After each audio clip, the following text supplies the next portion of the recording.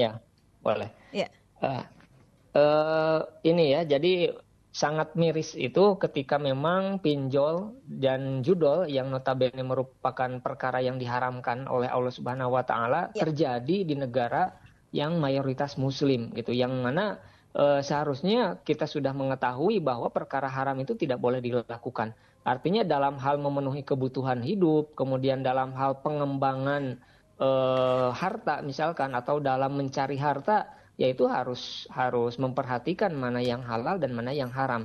Ya karena di dalam hadis mengatakan la tazulu qadama abdin yaumal qiyamah hatta yus'ala an arba'in an umurihi fima afnahu wa an jasadihi fima ablahu wa an ilmihi mada amila fihi wa an malihi min ainak tasabahu wa fima anfaqahu.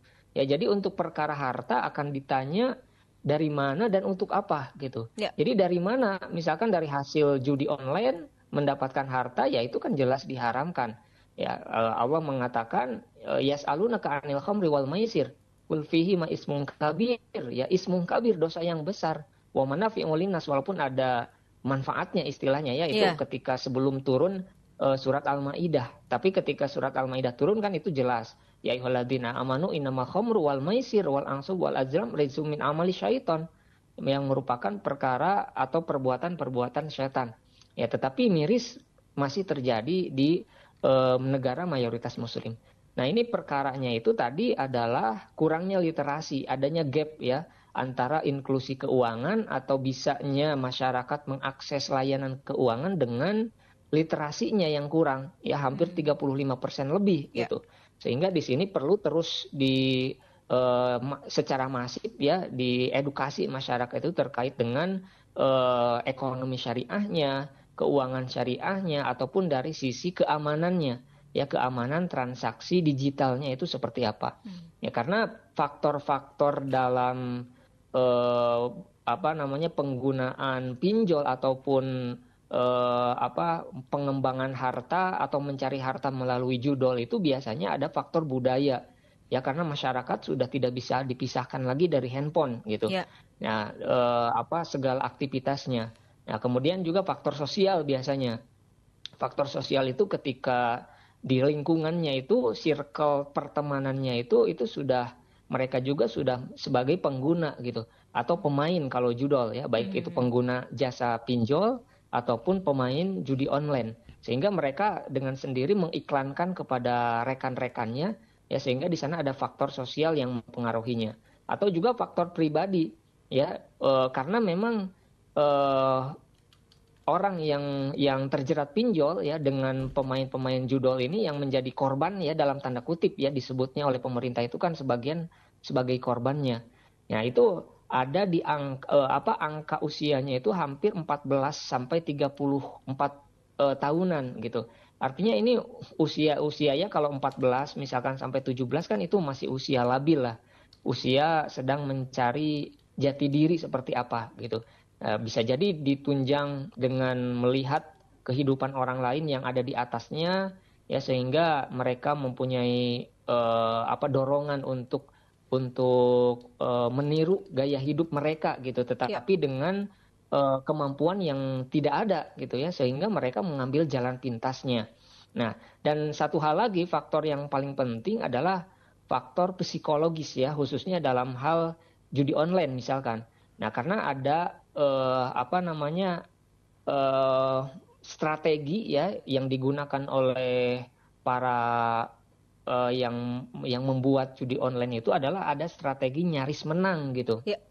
Istilahnya gini, kalau misalkan kita main judi slot aja ya, misalkan judi slot ya kita buat akunnya, kemudian kita top up ya dengan misalkan 100.000 atau 50.000 gitu yang terkecil itu. Ya, kemudian kita memilih permainan yang memutarkan angka gitu ya. Umpamanya kalau misalkan angkanya ada di angka yang kolomnya itu atau barisnya itu merah, ya maka kita menang. Nah, maka biasanya nanti si sistemnya itu sudah diatur sehingga kita itu nyaris menang gitu ya. Ya. Ada satu baris lagi bisa menang gitu. Nah, itu psikologis yang dimainkannya sehingga betul-betul merasa penasaran lagi. Ya, insya Allah katakanlah nanti kalau kita deposit lagi atau top up lagi, menang lah, yakin menang dan seterusnya. Sehingga secara tidak langsung mental juga itu sudah rusak gitu ya. Ya. Mental juga sudah rusak karena ada strategi yang nyaris menang. Ya, sehingga total dari transaksinya itu sampai ratusan triliun gitu ya, bukan main-main judi online ini. Jadi uang itu disia-siakan ya, transaksinya berputar di perjudian online yang juga diharamkan. Gitu. Jadi dari pinjol kemudian ke judol ya, pinjol juga belum beres. Pinjol ilegal istilahnya ya, yang tidak ada izin dari OJK itu kan permasalahannya juga belum beres. Satgas investasi dari OJK ya terus-terusan memblokir sampai ribuan rekening yang diblokir, akun yang diblokir, tetapi tetap saja ya pinjol-pinjol ilegal tetap saja bermunculan lagi. Iya. Itu sehingga ya kalau tidak ada permintaan dari masyarakat, ya tentunya tidak akan juga ada penawaran gitu. Maka masyarakat yang harus diedukasi, perlu hati-hati ketika kita mengakses atau membuka website apapun gitu. Karena baik itu pinjol ataupun judol, mereka itu berkamuflase menawarkan iklan-iklannya itu ya ada dalam website yang kita buka gitu. Ya. Ya apalagi kalau misalkan judi online ya, itu ada yang berkamuflase menjadi game online gitu ya. Bentuknya itu game online, sehingga banyak anak-anak yang terjerat judi online gitu. Padahal ya mereka tahu apa terkait dengan judi gitu ya, anak-anak SMP, SMA gitu. Tapi itu masuknya itu dari tadi ya, iklan kamuflase tadi dari game online, kemudian cara bermainnya itu seperti tadi ya, judi online. Ya karena yang namanya judi itu kan permainan. Ya. Permainan dengan adanya taruhan, kemudian ada yang menang dan kalah gitu. Nah, sehingga di sini banyak korbannya adalah anak-anak. Baik. Nah, ini kan kalau kita lihat dalam Islam juga apapun yang kita dapatkan, baik itu penggunaannya, mendapatkannya sesuatu yang haram, dan ini memang tidak dibenarkan untuk digunakan. Tetapi kalau kita lihat Pak Iwan, dampaknya sangat luar biasa, kriminalitas dan masih banyak lainnya yang membuat hancurnya kehidupan kita ini. Lalu bagaimana dari Halal Corner bisa mengedukasi masyarakat terkait dengan pinjol dan juga judi online ini? Ya betul ya. Jadi dampaknya memang sangat meluas ya, dari hal misalkan kaitannya dalam hal rumah tangga lah ya, perceraian karena judi online kan ada ya. Kemudian apalagi tindak pidana ya, kemudian pembunuhan, ada yang dibakar itu kan ya, saking emosinya dibakar dan seterusnya. Ya, kemudian intimidasi, kalau pinjol itu kan diintimidasi oleh debt kolektornya gitu, walaupun tidak sesuai dengan aturan sebetulnya. Tetapi ya yang terjadi yang ilegal itu ya seperti itu gitu ya. Dengan adanya intimidasi, kemudian mentalnya kena,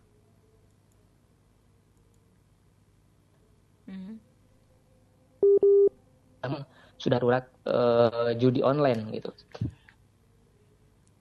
Ya, halo Mbak. Iya. Mbak Bik, masih mendengar suara saya, Pak? Iya, dilanjutkan kembali, Pak. Ya.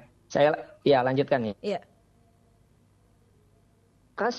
Edukasi yang sangat penting itu adalah dari mulai ya, salah satunya ya, kita karena memang semua orang juga itu sudah mempunyai kebanyakan itu media sosial ya. Dengan melalui media sosial sebetulnya yang lebih efektif memberikan edukasi halal, bukan hanya pada sisi makanan saja gitu, tapi juga dari sisi keuangannya, keuangan syariah yang halal.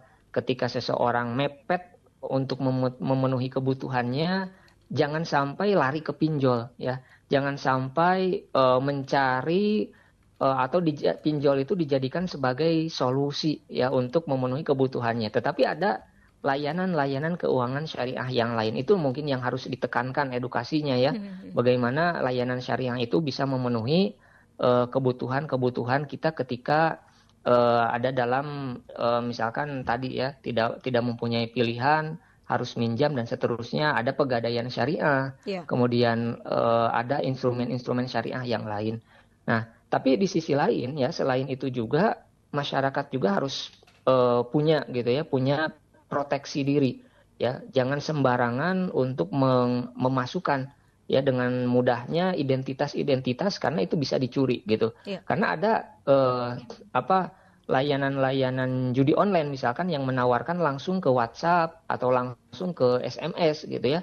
Mereka dapat dari mana nomor kita gitu ya. Kecuali kalau kita tidak sembarangan memasukkan nomor kita, identitas kita pada hal-hal yang umpamanya apa saja ya yang kita klik, kemudian kita masukkan data kita ya, modusnya apa saja, mau itu undian berhadiah atau apa dan lain sebagainya ya. Jadi harus menjaga itu, memproteksi diri ya, melindungi data pribadi.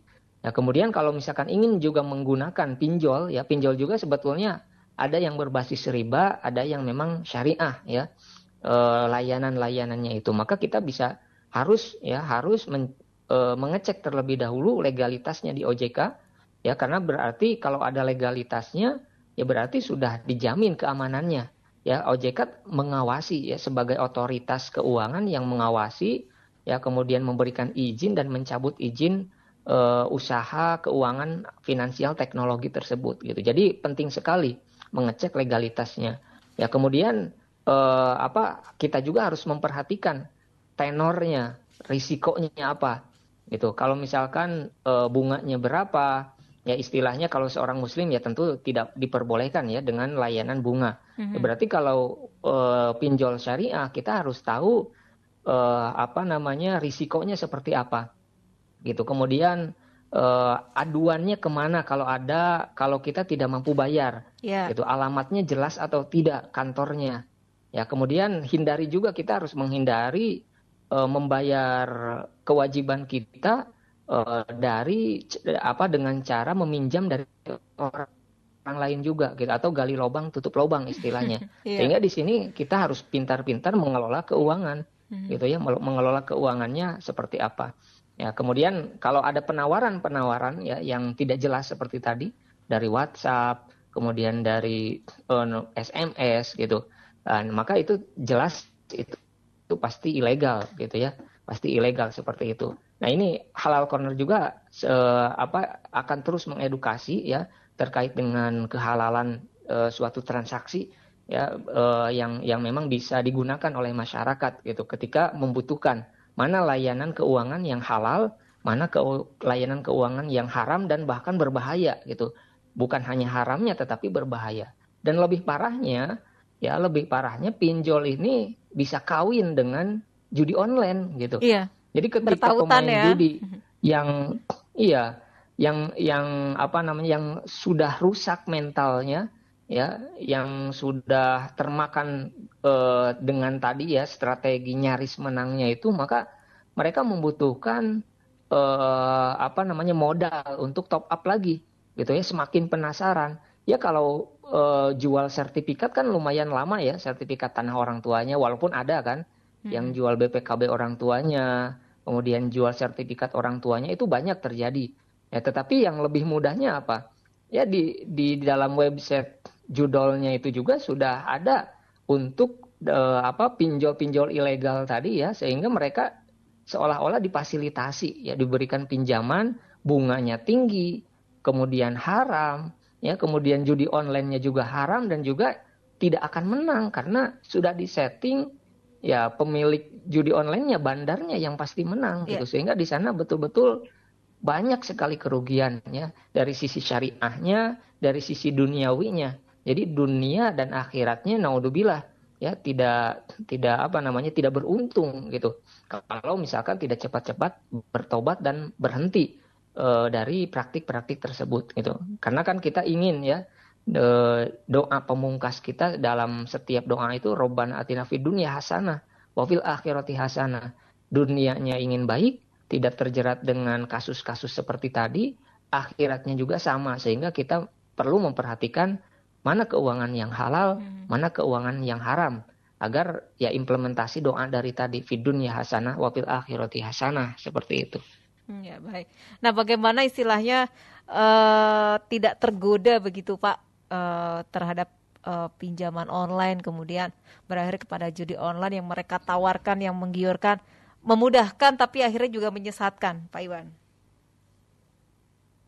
Ya, nah gini, apa namanya? Pertama itu dari lingkungan ya, karena tadi Ya. kan ada faktor sosial yang menjadikan seseorang terjerat pada pinjol ataupun judol. Ya dari temannya diiklankan, ini saya menang tadi judi online di situs ini, coba gini-gini dan seterusnya lah, diiming-imingi kemenangan. Pinjol juga sama, ya di apa dari lingkaran pertemanannya itu yang kemudian ketika membutuhkan, ya sehingga bukan hanya awalnya memang bisa jadi dari kebutuhan gitu ya, dari kebutuhan kemudian pinjol, tetapi lama kelamaan bukan hanya kebutuhan, keinginan pun bisa difasilitasi dengan pinjol. Dikit-dikit ingin sesuatu ya, maka pinjol lagi. Kemudian ada keinginan ganti pakaian misalkan yang bermerek, pinjol lagi. Ganti handphone karena melihat temannya sudah lebih di atasnya, ganti lagi, pinjol lagi dan seterusnya. Nah, maka pertemanan ini, lingkungan ini yang harus mencari lingkungan yang sehat. Ya selain tadi, selain pribadinya juga, ya pribadinya yang betul-betul harus mengelola, pintar-pintar mengelola keuangan, mana kebutuhan, mana keinginan, ya kemudian kita sumber-sumber keuangan kita itu dari mana saja, ya kemudian di sana dikelola agar cukup untuk memenuhi kebutuhan dan keinginan kita gitu. Pengelolaan keuangan yang sangat penting di sini ya, agar kita tidak mudah terjerumus, tergoda dengan iming-iming tadi. Selain circle kita yang harus bersih ya, yang menjadi apa agar tidak terpengaruh dengan iming-iming judi online atau pinjol. Walaupun sebetulnya mereka juga sudah paham ya bahayanya pinjol. Karena saya juga yakin mereka pasti bacalah di apalagi kan sekarang informasi mudah didapatkan Ya. gitu. Pasti mereka juga baca orang-orang yang terkena dampak dari judi online, dari pinjaman online ini seperti apa. Tetapi karena tadi ya kalau judi online ada apa namanya nyaris menang tadi, strategi nyaris menang yang betul-betul kena psikologisnya, merasa tertantang gitu. Kemudian kalau dipinjol juga tadi ya, setelah kebutuhan bisa jadi keinginannya karena mudah tadi, layanannya mudah. Ya, sehingga di sini harus betul-betul hati-hati ya, cari pertemanan yang aman ya, kemudian terus gali literasi keuangannya seperti apa ya, karena syariah juga menawarkan solusi-solusinya gitu. Ketika ada riba ya, maka ada instrumen keuangan lain yang aman dan juga halal gitu. Aman dan juga halal ya, yang berizin kemudian syariah gitu. Ya, baik.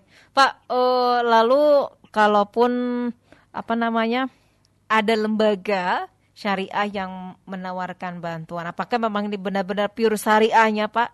Karena kan selama ini masyarakat itu kan hanya berkedok syariah, padahal ada potongan admin dan lain sebagainya begitu, Pak.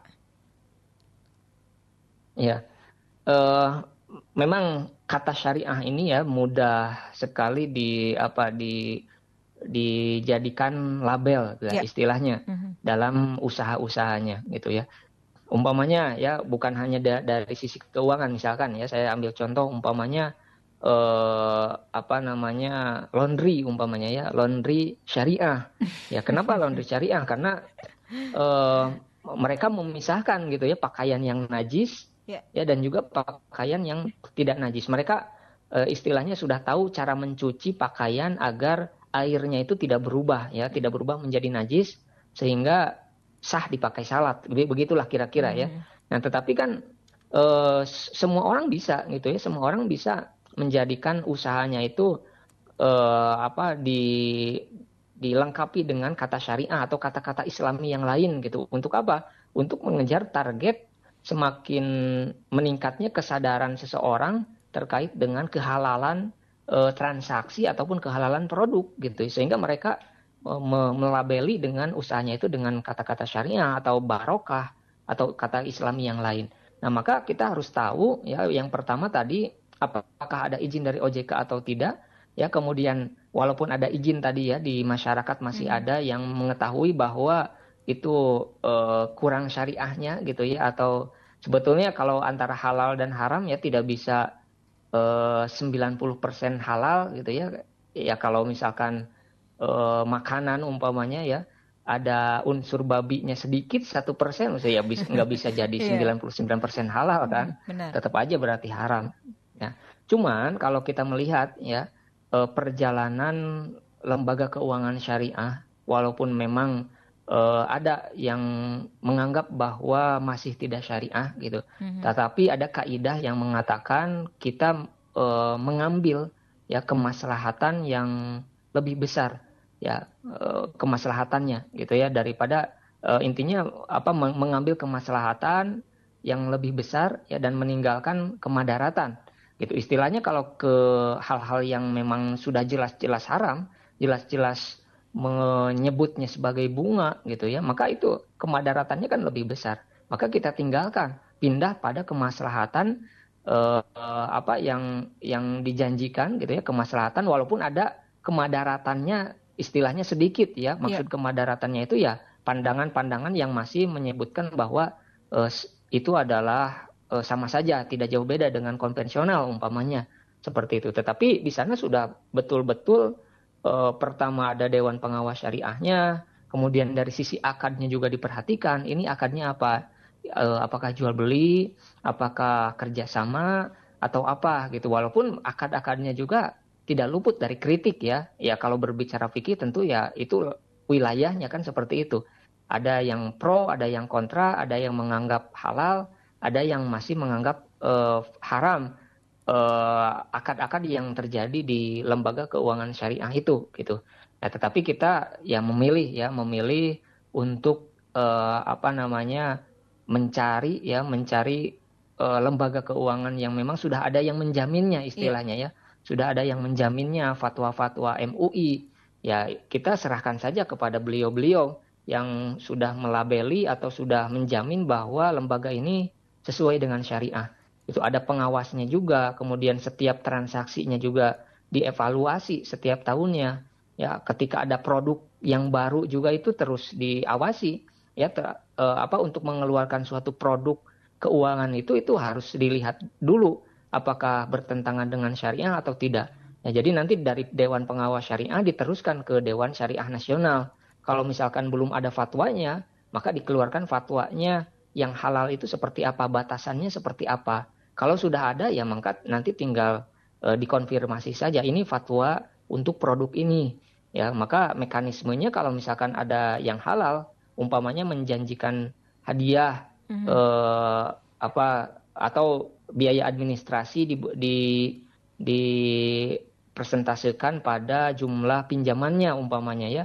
Nah, maka kan nanti tinggal diluruskan, akan ada orang atau pihak yang meluruskan yaitu Dewan Pengawas Syariah. Oh, administrasinya boleh, tapi jangan dari jumlah pinjaman umpamanya, tapi betul-betul dari biaya yang keluar untuk materai dan lain sebagainya seperti itu. Ya ada yang meluruskan.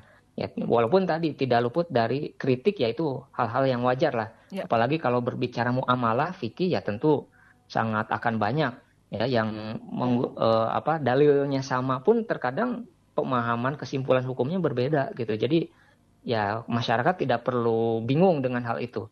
Yang terpenting kita pilih lembaga keuangan yang berizin dan syariah, di mana syariah sudah ada yang mengawasi dan bertanggung jawab atas kesyariahannya, Mhm. sehingga kita ya apa namanya berserah diri lah, ya Iya. berserah diri menyerahkan kesyariahannya kepada beliau yang sudah mempunyai kewenangan untuk itu gitu. Baik, baik. Kalau kita lihat semakin lama kan semakin canggih Pak ya masyarakat dan juga teknologinya, meskipun sudah diblokir dan sebagainya tentu ada rahasia-rahasia sendiri. Lalu bagaimana kita bisa untuk menyikapi hal ini Pak? Ya, dari judi online gitu ya Ya, sudah ribuan muncul apa hilang. diblokir muncul lagi Iya. seperti itu ya. Iya benar. Ya, ya maka sebetulnya eh, pemerintah juga ya selain tadi sudah memblokir judi online ya kemudian pinjaman online ya yang ilegal ya sudah diblokir, tetapi masih terjadi lagi. Sebetulnya yang strategis itu peran pemerintah sebetulnya ya yang bisa mengakses seperti itu. Kita hanya memproteksi diri saja, memproteksi diri agar tidak mudah tadi, tidak mudah memberikan data yang terpenting itu, tidak mudah memberikan data karena dan juga harus betul-betul hati-hati ya modusnya itu terus berubah ya modusnya itu terus berubah ya ada saja misalkan kalau modus penawaran SMS misalkannya tertangkap ada di kantor polisi kan banyak ya kalau dulu itu kan sudah terbaca lah. Nah ini banyak sekali modusnya di telepon misalkan kemudian setelah ditelepon itu mengatasnamakan pihak bank kan itu untuk usia mungkin usia atau generasi milenial ke atas ya baby boomers itu mungkin bisa jadi modus seperti itu efektif gitu. Modus yang seperti itu ditelepon di bank suruh ditransfer ya atau kalau modus yang lain ke anak-anak milenial dan Gen Z biasanya untuk yang tadi game online kemudian buat akun dan seterusnya gitu. Yang terpenting ya kita harus hati-hati lah untuk penggunaan data itu yang terpenting sebetulnya. Ya, jadi jangan mudah sekali dengan promo murah, dengan cara mendapatkan uang yang cepat gitu ya, dengan pinjaman yang tidak ribet, ya itu jangan mudah tergoda. Jadi ada pada diri kita proteksinya itu sebetulnya. Di sisi lain ya tadi proteksi terus mengupdate literasinya, bukan hanya syariahnya tapi juga pencegahan digitalnya. OJK juga terus memberikan edukasi ya, sehingga kita perlu mengunjungi situs-situsnya lah ya untuk membaca literasi apa nih yang boleh diakses oleh mereka. Ya misalkan hanya camilan saja gitu ya, kamera, kemudian mikrofon ya dan juga lokasi yang bisa diakses. Jadi kalau misalkan kita masuk kepada aplikasi kemudian minta izin aplikasi itu kan biasanya minta izin untuk mengakses semua handphone kita ya berarti itu yang sudah tidak ada itikat baik gitu karena yang boleh diakses itu hanya kamera, mikrofon sama lokasi saja gitu ya.